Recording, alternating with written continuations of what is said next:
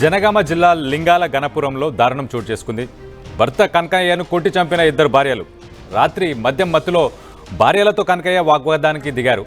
చంపేస్తానంటూ భార్యలపై గొడ్డలితో దాడికి యత్నం చేశారు. కనకయ్యపై తిరగబడ్డ ఇద్దరు భార్యలు శిరీష, గౌరమ్మ.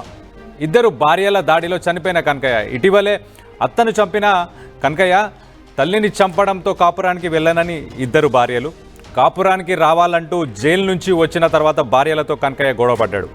దీనికి సంబంధించి మరిన్ని వివరాలు మా ప్రతినిధి వెంకటరత్నంతో మాట్లాడి తెలుసుకునే ప్రయత్నం చేద్దాం. ప్రస్తుతం ఇతను ఇద్దరు సొంత అక్క చెల్లెళ్ళు, ఒకే కుటుంబానికి సంబంధించినటువంటి భార్య, అంటే అక్క చెల్లెళ్ళు ఇద్దరు ఈ కనకయ్యకు భార్యగా గత కొద్దేళ్లుగా పెళ్లి వివాహం జరిగింది. అయితే గత కొద్ది సంవత్సరాలుగా తన అత్త అయినటువంటి ఈ గౌరమ్మ, శిరీష ఎవరైతే ఉన్నారో వాళ్ళ యొక్క తల్లిగారిని చంపారన్నటువంటి ఆలోచనతోటి వాళ్ళు గొడవ పడి కాపురానికి వెళ్లకుండా తల్లిగారింటి దగ్గరే ఉంటున్నారు.